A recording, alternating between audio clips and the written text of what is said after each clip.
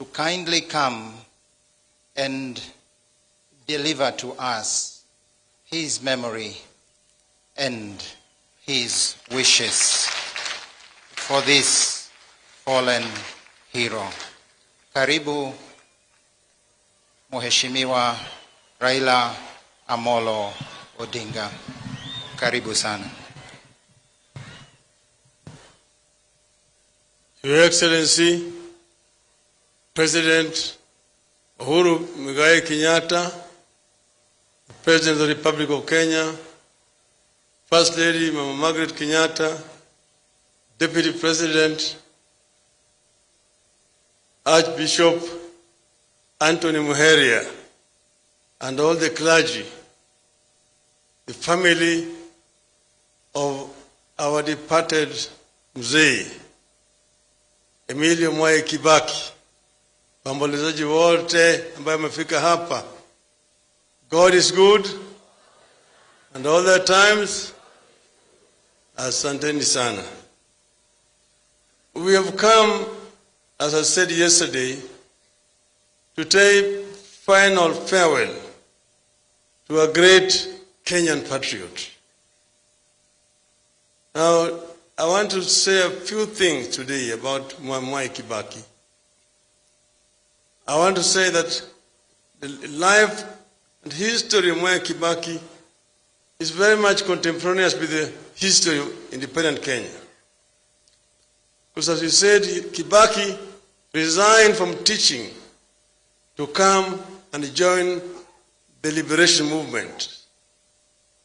He was the chief executive officer of the most vibrant national movement for liberation, KANU. And in the elections of 1963, KANU won the elections, beating the then opposition KADU. Then, after that, Kenya became first independent, eventually a republic. So he was assistant minister, vice president, and a president, leader of opposition. But development in Kenya after independence are very much akin to what took place in the rest of the African continent. The constitution that brought independence was a fairly liberal constitution with a devolved system of government called Majimbo. Through a series of amendments, Majimbo was disbanded. Then also several amendments were introduced to the constitution, which basically removed power from the periphery to the center. We ended up with a very authoritarian, or what we call imperial presidency. To cap it all, in 1982, they brought Section 2A, which introduced a single-party system. They was introduced by the then Minister for Justice and Constitutional Affairs, our friend Charles Njonjo. Mwai Kibaki is the one who seconded it. I'm saying this because it's good for us to say it. We have had a long discussion with him. He did not know the implications. He later on himself became a victim of it all. Because in 1988, they brought Mlolongo system of election. They called them that open democracy. Then, after that, they did the reshuffle and was removed from being vice president, made minister of health. He did not feel humiliated. He stayed there as a gentleman. Some of us were fighting for repeal of Section 2A and reintroduction of multi-party politics. But because he was inside that system, he said that it is not possible to introduce a multi-party system. But those of us who were calling for it were like, somebody cutting a mugumo tree, the razor blade. Fortunately, with the fall of Berlin Wall, the wind of change that was blowing in Eastern Europe began to also blow in Africa. And through it, Section 2A went. And now we are allowed to form a political party. And Kibaki said that in his deep mind, he has always cherished multi-party system. And immediately resigned from KANU to form DP. So he joined us. We were already then in Ford. And he joined DP. Then Ford also eventually split into Ford Kenya and Ford Asili. So we now have Ford Kenya, Ford Asili, DP. We try to bring these people together. Ken Matiba, Jaramogi, and Kibaki. Eventually tried to, with Kibaki's people, were negotiating. Uncle George Mohoho is here. And the late John Keane, Gegi Muigai, we tried to negotiate. It was not possible. And we said that if you guys don't agree to hang together, you shall be hanged separately. So we went to the elections, and truly they were hanged separately. One whole post there for Matiba, one for Kibaki, one for Jaramogi. So, but we came together now in the opposition. First Matiba was the leader, then Jaramogi. Then both of them eventually went. In 1997, we now tried to come together again. There was Kibaki, Amalwa Kijana, Charity Ngilu, and yours truly.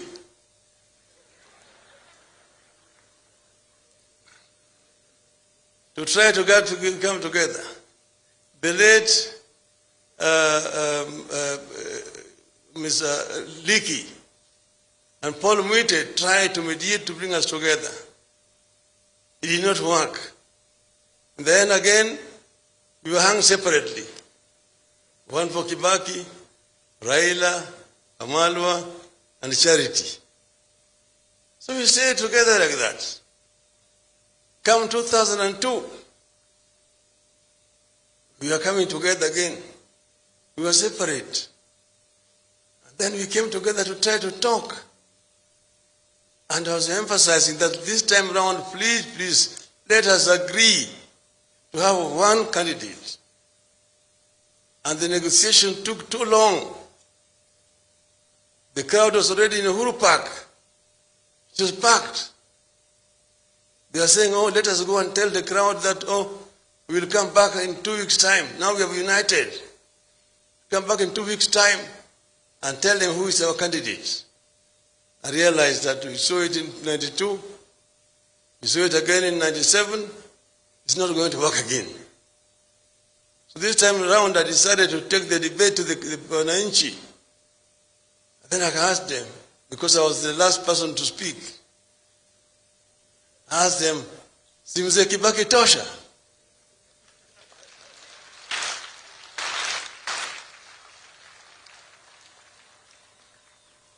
And the crowd roared back, Kibaki tosha, na wakaanza kuimba, yote yawezekana bila Moi. That is the NAC revolution. The rest is no details. But I was saying this because I saw where we were, and we had a long discussion with Mwai Kibaki. In my view, Mwai Kibaki had the knowledge, the experience that we needed in that period of transition. I got actually hit so hard. By the time I arrived home, my wife has received so many phone calls saying how I had messed up.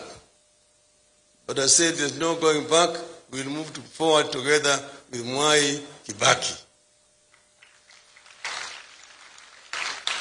So I'm here with my wife Aida there, and my elder brother Dr. Uburu. We've come here as the family of Jaramogi. Now we sat down and signed an MOU. That is what we are going to do after we form government.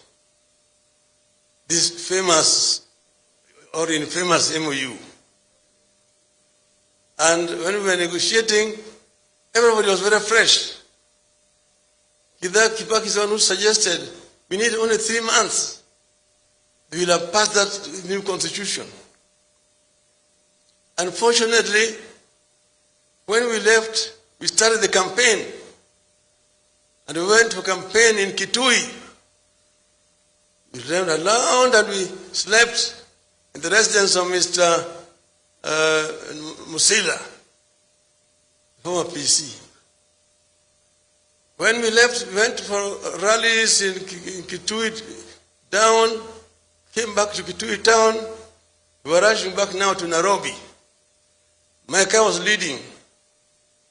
But then they told me Kibaki was in a rush for another appointment in Nairobi. So I let them pass. So we were following. Then we come toward the junction there, Machakos Junction, and the accident. So from there, we put them in a car, Musila's car, and we were following, coming to Nairobi. We were found in Nairobi Hospital. We arrived at Nairobi Hospital, and the crowd is there. He's taken inside and for treatment, emergency. The crowd was so anxious, what's happening? So I came out and I told them, look, our captain is injured, but the march will continue, and we shall win this march.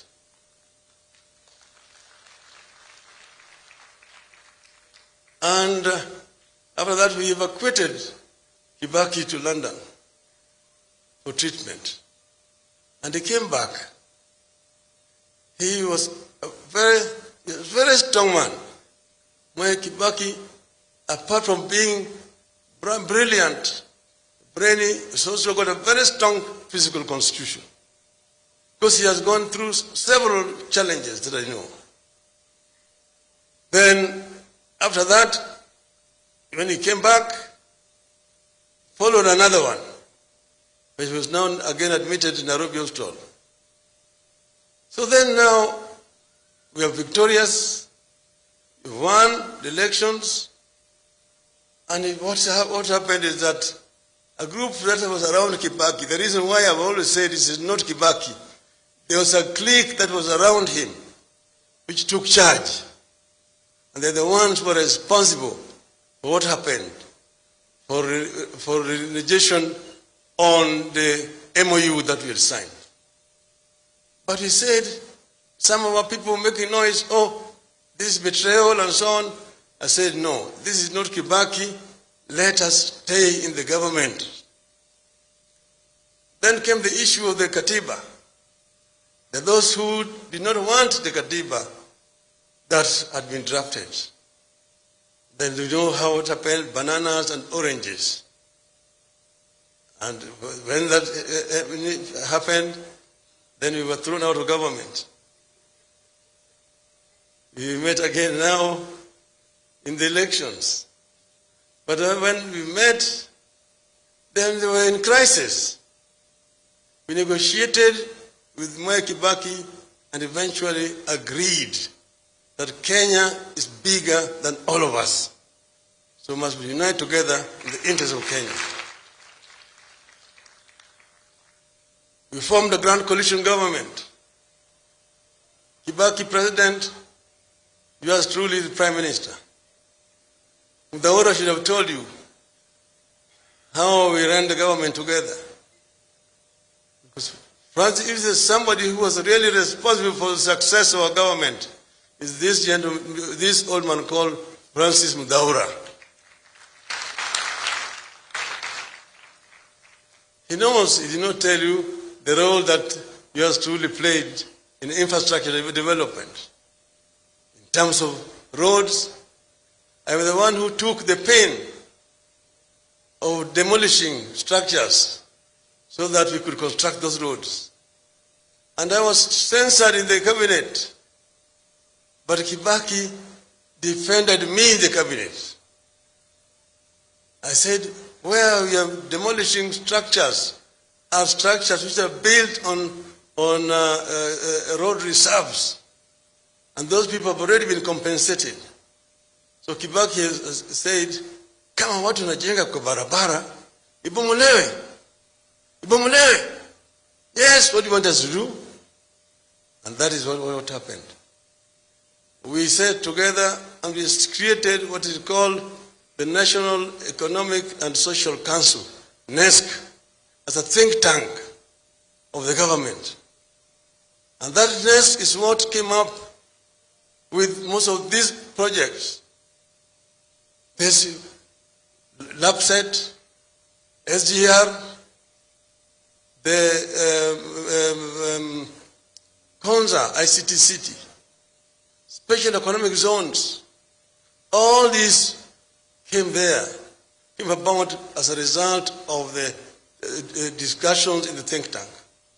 What I want to say is that Kibaki is somebody with a clear foresight and is ready to negotiate and also to take in new ideas. And through that, he managed to open the government and get new progressive ideas about development.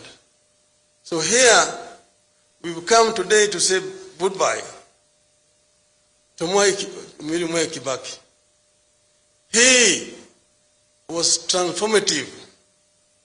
He came up with progressive ideas and he was able to bring all of us together and create a team that was ready to work for Kenya and say that Kenya first, everybody else is second. And therefore,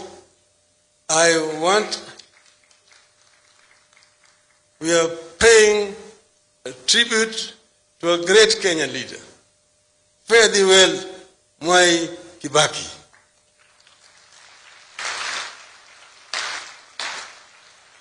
In your journey, convey our greetings to Hayati Mzee Jomo Kenyatta, to Jaramogi Oginga Odinga, to Thomas Joseph Mboya. Say farewell also to Nyayo when you meet him. Rest in peace. Thank you.